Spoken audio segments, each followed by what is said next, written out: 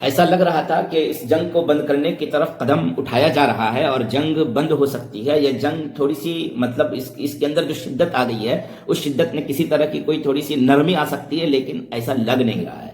اس کی کچھ وجوہات ہے بنیادی.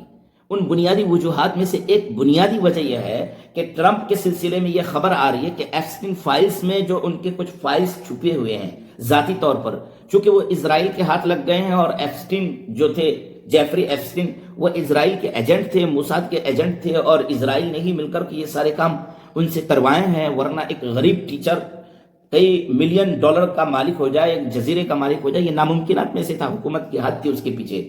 اس کی جو گرل فرینڈ گیسلین ہے وہ خود ایک یہودن ہے، اور اس کا باپ ایک میڈیا ٹائکون تھا، برطانیہ میں رہتا تھا، وہ بھی ایک یہودی تھا. یعنی ایک پورا یہودیوں کا جو ایک نظام ہے، موساد کا جو ایک نظام ہے، پورے امریکہ کو جو نچاتا ہے، امریکہ کے مین لوگوں کو وہ اپنے ہاتھ میں کر لیتے ہیں، ایلیٹ لوگوں کو، طاقتور لوگوں کو، اور امریکہ کو نچاتے ہیں. ان کا پورا ایک سسٹم ہے، پورا نظام ہے، اور بہت مضبوط نظام ہے، مکاریوں پر مبنی ہے. یہ بہت کامیابی، آپ وقتی کامیابی اس کو کہہ سکتے ہیں، لیکن ایک قومی کامیابی جو ملتی ہے وہ مشکل ہے، وہ ایسا ہو نہیں سکتا ہے.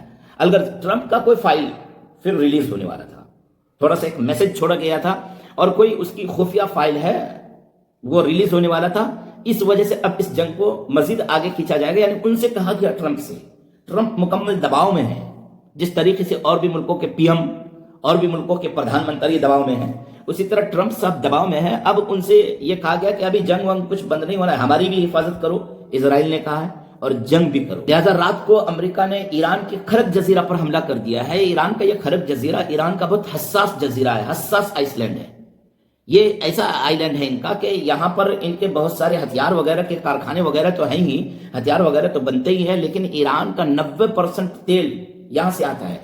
یعنی ایران میں جو گھریلو استعمال میں جو تیل آتا ہے وہ یہاں سے وہ لوگ حاصل کرتے ہیں، اور اسی پر جا کر کے حملہ کیا. جبکہ ٹرمپ نے اپنی طرف سے یہ اعلان کیا ہے اس حملے کے بعد کہ ہم نے جو یہ حملہ کیا ہے یہ تیل کی تنصیبات پر نہیں کیا ہے، ریفائنری کی جو مشینریز ہیں اس پر نہیں کیا ہے، ہم نے یہ حملہ ان کے جو ہتھیار رکھے ہوئے تھے یا ہتھیار بنانے کے جو ان کے کارخانے تھے ان پر حملہ کیا ہے. یہ ٹرمپ نے فوراً یہ بیان جاری کیا ہے، لیکن ایسا ہے نہیں. یہ حملہ وہاں پر کیا گیا ہے، اور اس حملے سے ایران کو اور غصہ دلایا گیا ہے. ایران تو ایک ویسے ہی غصے میں ہے کہ بھائی آپ نے اس کے رہبر اعلیٰ کو، اعلیٰ رہنما کو مار دیا، آپ نے قتل کر دیا، وہ سپریمو کو قتل کر دیا، اور ان کے جو دیگر اور بہترین لیڈران تھے ان کو آپ نے شہید کر دیا، قتل کر دیا. تو وہ ویسے ہی غصے میں ہیں، اور پھر اب ان کو اور آپ غصہ دلانے کی کوشش کر رہے ہیں. تو یہ جنگ تو شباب کی طرف جا رہی ہے. یہ جنگ بہت خطرناک شکل اختیار کرنے جا رہی ہے. اس کو ہندی میں جو وکرال بولتے ہیں، وکرال شکل، خطرناک شکل اختیار کرنے جا رہی ہے. اسی لیے حملے رات کو ان کی طرف سے بہت تیز ہوئے ہیں.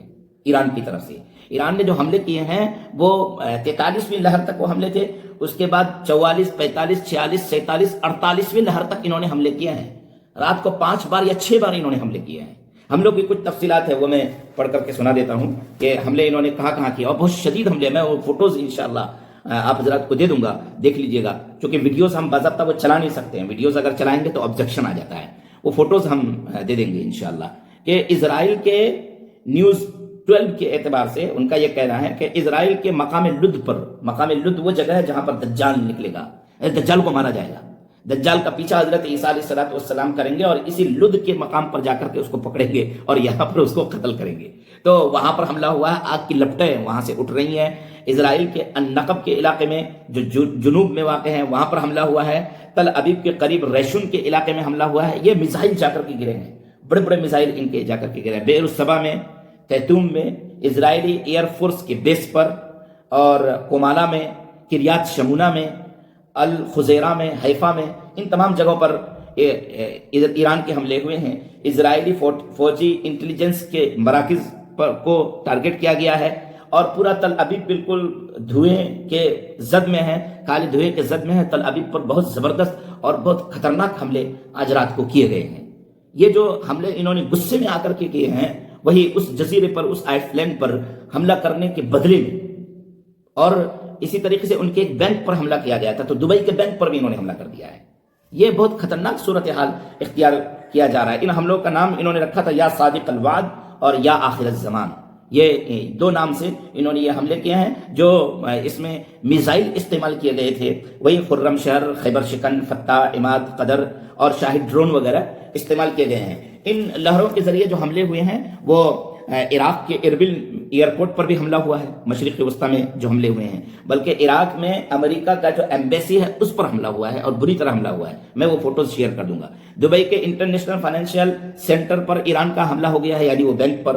عمان میں ڈرون حملے ہوئے ہیں، 2 غیر ملکی افراد ہلاک ہوئے ہیں عمان میں. وہ غیر ملکی افراد نہیں ہیں، وہ امریکہ کی فوج ہے جو وہاں پر جا کر کے رہتی تھی، ان پر حملہ ہوا، وہ ہلاک ہوئے. قطر کے العدید ایئر بیس میں اور دوحہ پر حملہ ہوا ہے. دوحہ کے اوپر جو میزائل انٹرسپٹ کیے جاتے ہیں تو وہ میزائل انٹرسپٹ کرنے کی تصویریں ہیں اور اس کی ویڈیوز وائرل ہو رہے ہیں. بحرین کے 5th فلیٹ پر جو امریکی بیس ہے، امریکہ کا اڈا ہے، اس پر حملہ ہوا. الزفرہ ایئر بیس پر عرب امارات میں، وہاں پر حملہ ہوا ہے.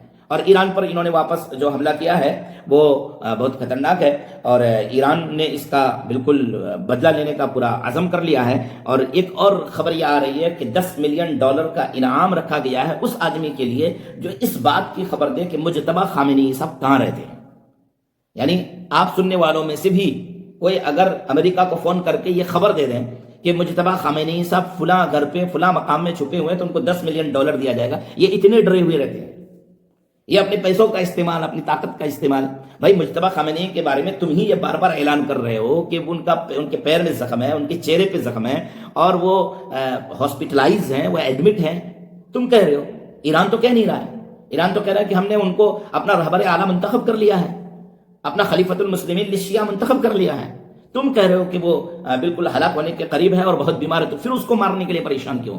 ڈر، روب تمہارے دل میں. ترہبون بہ عدو اللہ وعدوکم، کہ ایسی تیاری کہ جس کے ذریعے تم اپنے دشمن کے دل میں ڈر اور رعب ڈال سکو اور اللہ کے دشمن کے دل میں ڈر اور رعب ڈال سکو. وہی کچھ تمہارے ساتھ ہو رہا ہے. ورنہ تم اتنی طاقت کا ڈھنڈورا پیٹتے ہو کہ تمہارے پاس یہ ہے، وہ ہے، بہت ساری چیزیں ہیں، اور وہ سب کو لے کر کے تم آ گئے تھے. بتاؤ تمہارے جہاز مار کر گرائے کہ نہیں؟ بتائیے تمہارا ابراہم لنکن بحری بیڑا کہاں پر چھپا ہوا ہے؟ بتاؤ تمہارا جارج بش بحری بیڑا جو تم بھیج رہے تھے USS جارج بش، وہ کہاں پر چھپا ہوا ہے؟ بتاؤ تمہارا وہ USS جرالڈ فورڈ کہاں پر چھپا ہوا ہے؟ اب تو تم 10,000 ڈرون بھیج رہے ہو، 10,000 ڈرون بھیجا جا رہا ہے کہ ان 10,000 ڈرون کے ذریعے ان کے ڈرونز کا مقابلہ کیا جائے گا. اور چھوٹے چھوٹے پانی جہاز بھیجے جا رہے ہیں، جن پانی جہاز پر 10 20 5 فوجی چڑھ کر کے ان کا مقابلہ کر سکے. وہ بڑے بڑے پانی جہاز جو تم نے بھیجے ہوئے تھے اس کو کہاں پر تم نے چھپا دیا؟ ان سب پر حملے ہوئے ہیں. USS جرالڈ پر حملہ ہوا ہے، ابراہم لنکن پر حملہ ہوا ہے، اس لیے USS جارج بش کو بھی چھپا کر کے انہوں نے کسی جگہ پر رکھا ہے. ان کی عزت لوٹ لی گئی ہے، ان کو اس مقام پر لے جا کر کھڑا کر دیا گیا ہے کہ اب یہ منہ دکھانے کے بھی لائق نہیں ہے. لیکن اس کے باوجود بھی یہ حملہ کر رہے ہیں، اور اس بات کا خطرہ ہے کہ آخر میں جا کر کے کہیں یہ نیوکلیئر بم کے ذریعے ایران پر حملہ نہ کر دے اور ایران کو تباہ و برباد نہ کر دے. چونکہ ان کو مشرق وسطیٰ کی کسی ملک سے کوئی عشق نہیں ہے، کوئی محبت نہیں ہے، مفادات کے رشتے ہیں، مفادات کے رابطے ہیں. ان کو وہاں سے تیل لینا ہے، ان کو وہاں کے ذخائر اور وہاں کے خزانوں پر قبضہ کرنا ہے. اس وجہ سے یہ مشرق وسطیٰ میں آئے ہوئے ہیں، اور ان کو وہاں پر اسرائیل کی بالادستی قائم کرنی ہے اور اسرائیل کی حفاظت کرنی. اس کے علاوہ کچھ نہیں کرنا ہے. عرب ملکوں کو ان باتوں کو سمجھ لینا چاہیے، ان کو اپنی مجبوریوں کو چھوڑنا چاہیے، ایران کی طرح خود مختار ہونا چاہیے اور میدان کارزار میں ڈٹ جانا چاہیے. السلام علیکم ورحمۃ اللہ.